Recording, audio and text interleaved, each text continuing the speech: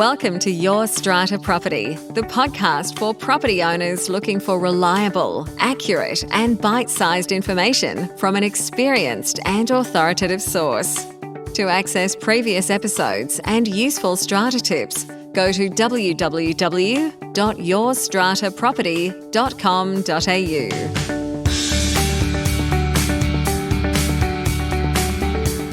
Hello and welcome to podcast episode number 250. I am your host, Amanda Farmer, and if we are up to episode number 250, at about one episode per week, we've been doing this for 5 years. Yes, it is almost our 5th birthday. I started the podcast back in March 2016, and boy, have we come a long way from recording those first 3 episodes with great excitement and a little bit of trepidation, seeing how it went, seeing if I felt like recording anymore. And did I ever? 250 episodes on, here we still are. Special thank you on the occasion of our almost 5th birthday to Ash Roy at Productive Insights, who got me started in this podcast game back in 2016.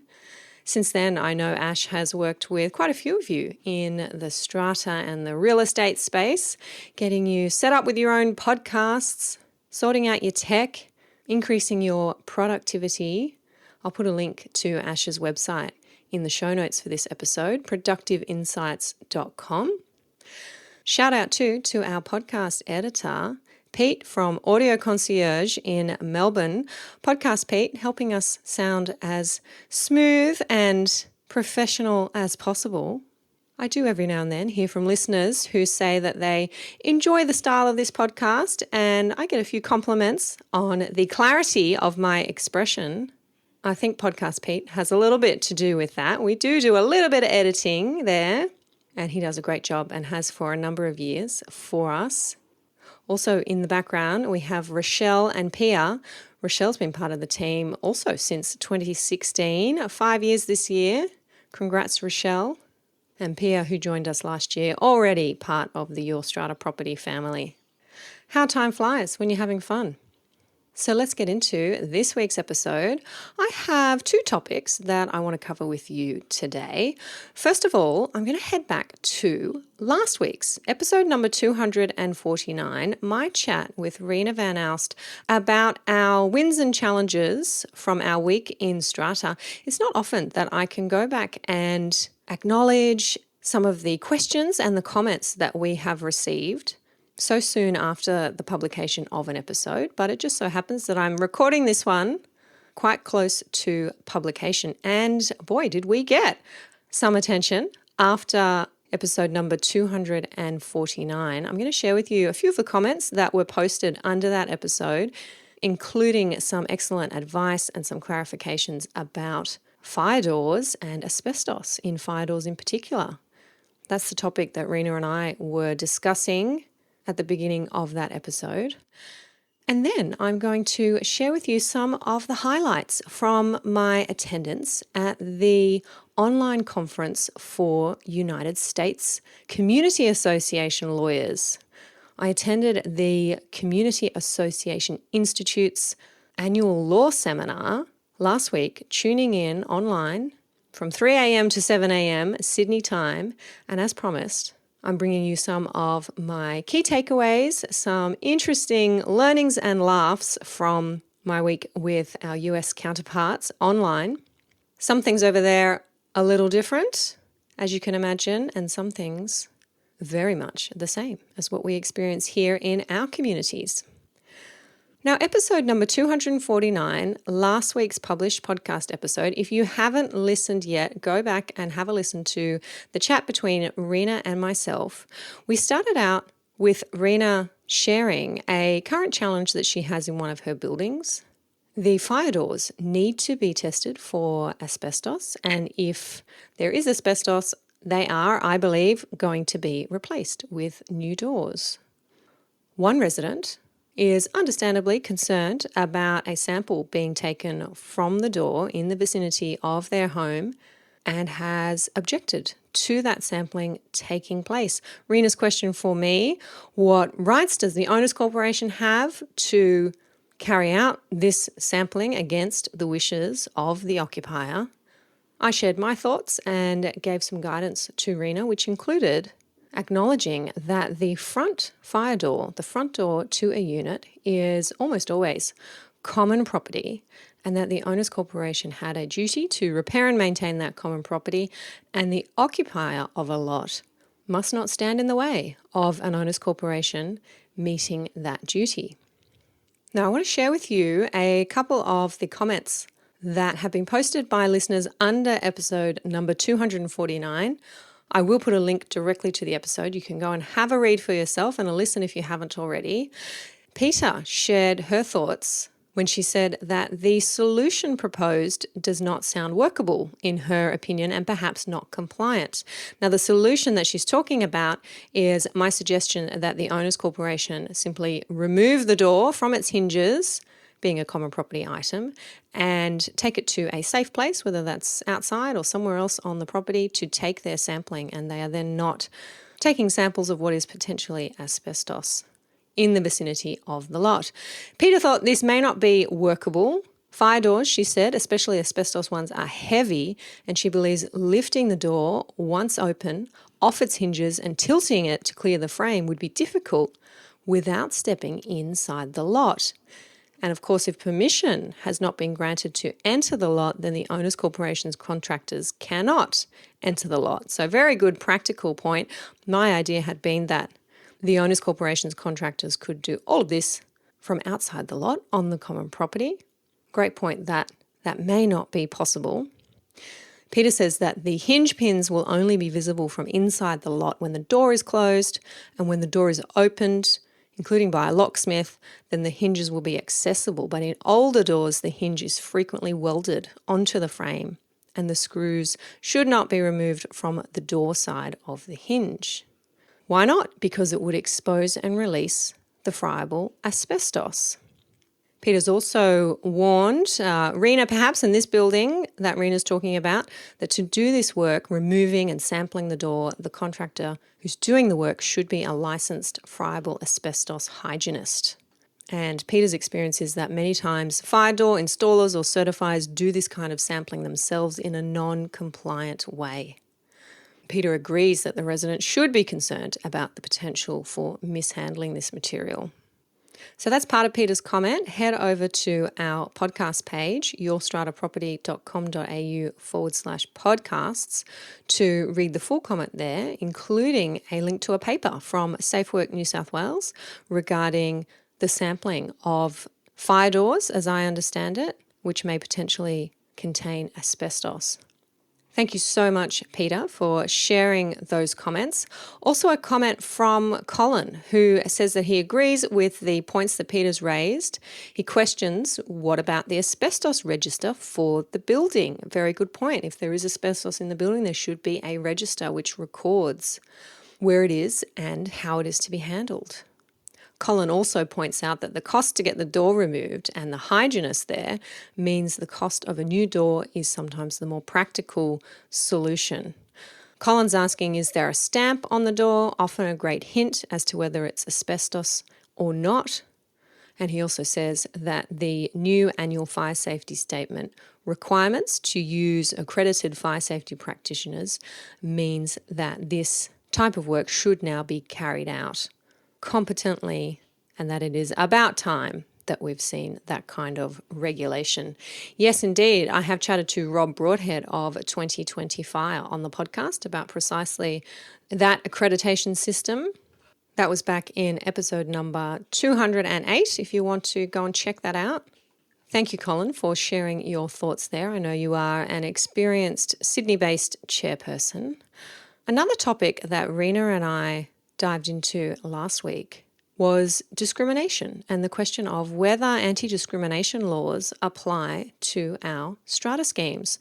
I mentioned the Araya case that has come out of the Administrative and Equal Opportunity Division of the New South Wales Tribunal, a case decided just last month in which it was confirmed that strata schemes are indeed covered by discrimination legislation In that case, the issue was relevant to a visitor parking space marked disabled. Now, you will have heard some back and forth between Rena and I about the types of obligations that may now be arising for our owners' corporations in light of the applicability of this legislation, including whether buildings must now provide ramp access if they have a resident in a wheelchair, keyless access perhaps, installing a lift, and maybe even permitting hard flooring in certain lots where otherwise there might be a ban on hard flooring. Now, since that discussion, my attention has been drawn to a recent case from the Queensland Tribunal, QCAT, published in December 2020, the case of Knox, and that's KNOX, and Body Corporate for 19th Avenue. I'll put a link to the reasons for decision in the show notes, but it was great timing that this case came to my attention, and I wanted to mention it specifically in this episode because it addresses a lot of those questions that Rena and I were debating. In this case, the resident who was in a wheelchair had asked their body corporate to do a number of things to assist her access to the building, to and from her lot, and also her access to the swimming pool. Now, by the time the matter came to a final hearing, a lot of these issues had been resolved.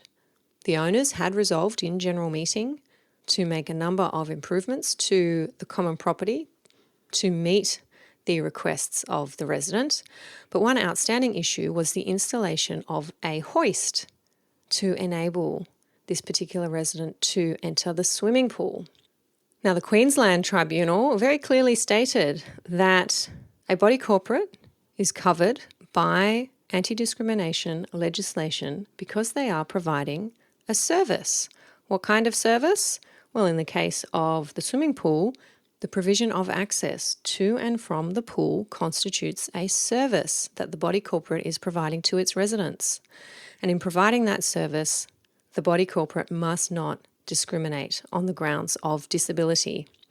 Now, the case does record that ultimately an alternative and less expensive solution was preferable to the lot owners when it came to this resident's access into the swimming pool. A pool hoist was not ordered, but what was ordered was $5,000 in compensation on account of this resident's inconvenience and loss of amenity, her inability to use the swimming pool over a particular period. A larger sum was claimed, $50,000 in fact, was claimed, but the tribunal determined to order the reduced sum of $5,000 in addition to requiring the body corporate to make a private apology to the resident. Now, it was relevant in this case that proposals for the installation of a pool hoist had been put to the lot owners in general meeting to determine whether or not they would approve that installation. And a resolution had been passed approving the installation of the pool hoist, but the installation had not taken place. That was a key factor in the tribunal awarding compensation and making the order for the apology. Have a read of the case. It does dig a little deeper on some of those issues that Rena and I were tossing around last week, particularly in relation to the process for getting these kinds of additions, upgrades, improvements to the common property approved. Do they still have to go to a meeting and have the owners approve them? Well, the findings by QCAT tell us that yes, they do. And body corporates, owners corporations, be very careful about refusing these requests.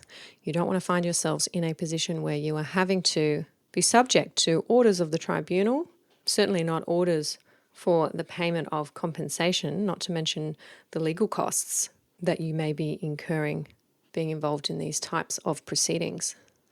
Though decided in Queensland, the case definitely refers to other cases from around the country, including the Hulina case from the New South Wales Tribunal that I referred to in my chat with Rena last week also. Okay, now flying across from our lucky country to the United States. the Community Association Institute's Law Seminar 2021, the first time they have run this seminar virtually. Everybody was online. It wasn't just me. It was a virtual conference. We had intended to get together in California, missed out on that this year, but it was important, particularly in the US at the moment, to be keeping everybody safe. This seminar was of particular interest to me because our own Australian College of Strata Lawyers is running their 2021 conference online this year, a first time for us also. So looking at how the Americans ran their week-long online show was very interesting to me. Almost everything went off without a hitch, as you can probably guess. A large, very experienced team there in the Community Association Institute putting the program together and making sure everything ran like clockwork. Some of you may have joined in my live chat over on Facebook last Friday afternoon. On the Your Strata Property Facebook page, I gave you more of a detailed rundown on what I learned at the conference, some of the insights. If you want to check out that more detailed discussion, head over to facebook.com/Your Strata Property. You'll find our Facebook page there, and you can check out that live chat. Now, there was a big focus during the conference, as you can probably guess, on the pandemic, the fallout, how the community association sector, homeowner associations, as the Americans call them, have been impacted. Very interesting to me was discussion about the upcoming vaccination program in the US. Apparently, in some states, community clubhouses, common property, is being used to conduct vaccinations, particularly in communities of over 55s residents, very large communities, much larger than we're used to here.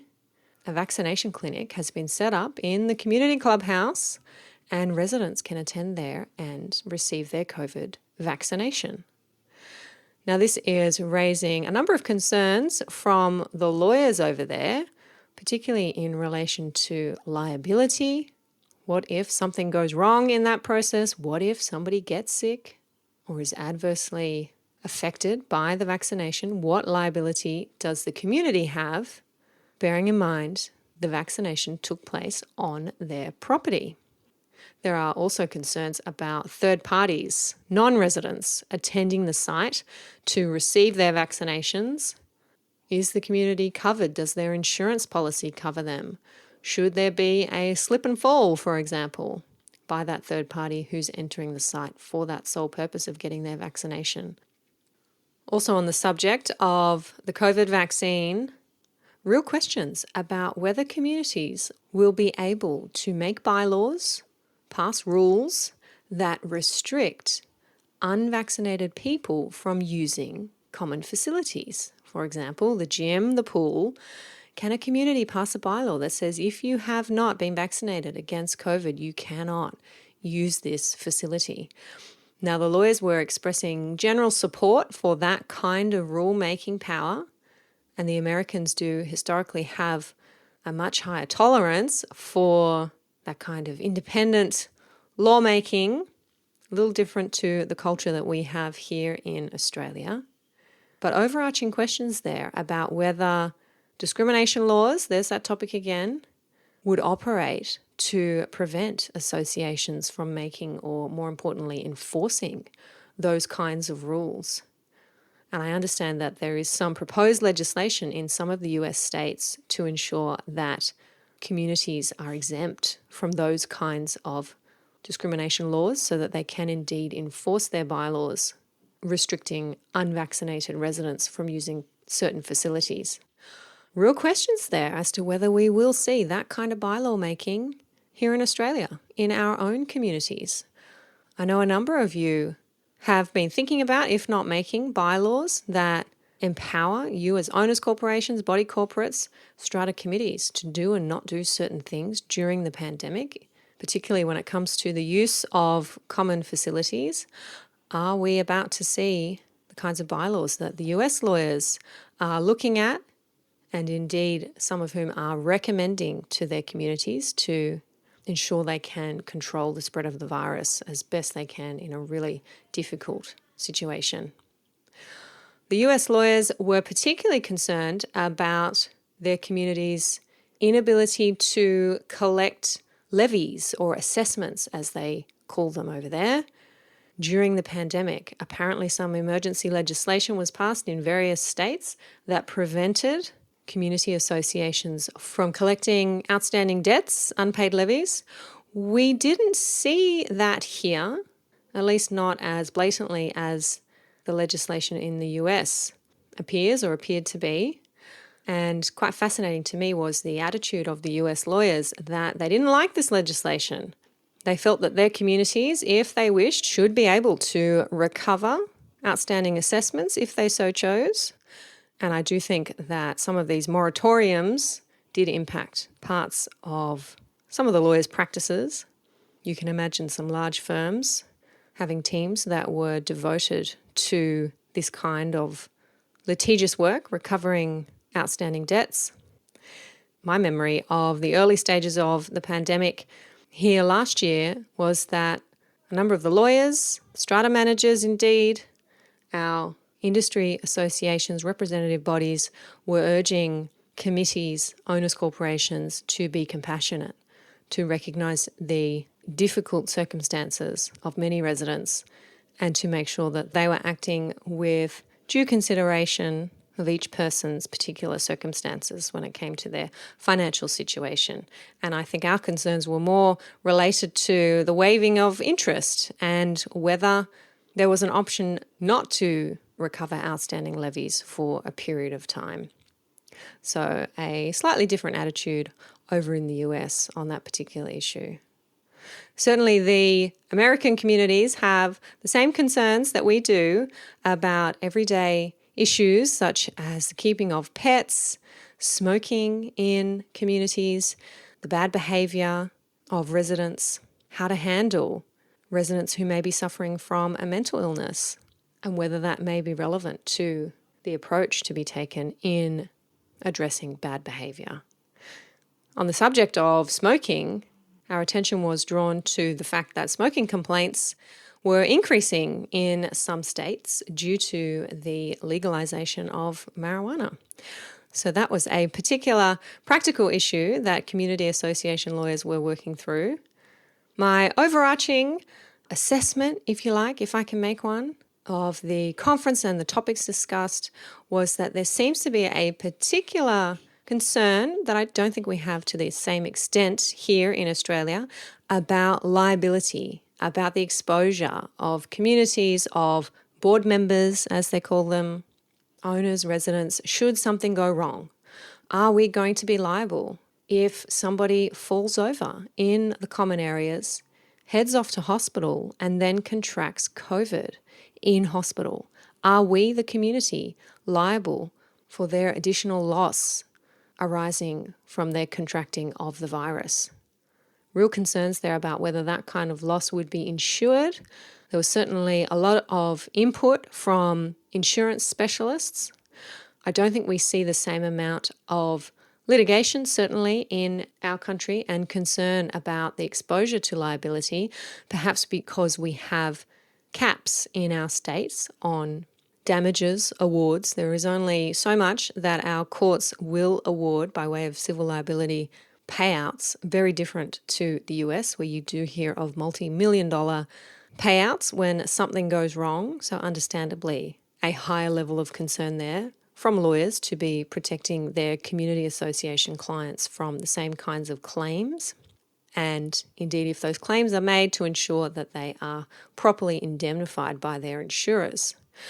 As you can imagine, with 50 states, lots and lots of legislation for US attorneys to wade through. They certainly have dedicated community association or homeowner association legislation in each of their states, and then many other pieces of legislation, whether state or federal, that interact with their communities that they have to be aware of, including, as we have had here, temporary legislation during the pandemic that enables our communities to continue operating.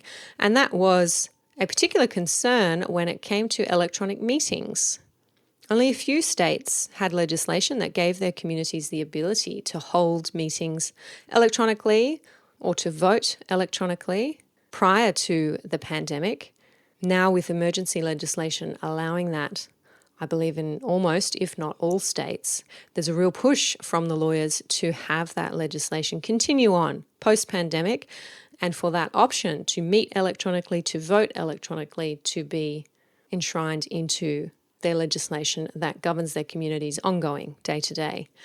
Interesting point of difference there that in a number of our states we have had for some time, Queensland probably the longest, the ability to vote electronically, to meet other than in person. And the pandemic simply triggered a rapid increase in our take-up of the technology already available to us. So that is a wrap on episode number 250. I am thrilled to have been bringing you this podcast for the past 5 years. A very special thank you to those listeners who have been with me from the very beginning, episode number 1, including some of my very first guests. You know who you are. I have no intention of giving up this gig anytime soon, so stay tuned. There's always more for us, all of us, to learn. Catch you next time. Thank you for listening to Your Strata Property, the podcast which consistently delivers to property owners reliable and accurate information about their strata property. You can access all the information below this episode via the show notes at www.yourstrataproperty.com.au. You can also ask questions in the comments section, which Amanda will answer in her upcoming episodes. How can Amanda help you today?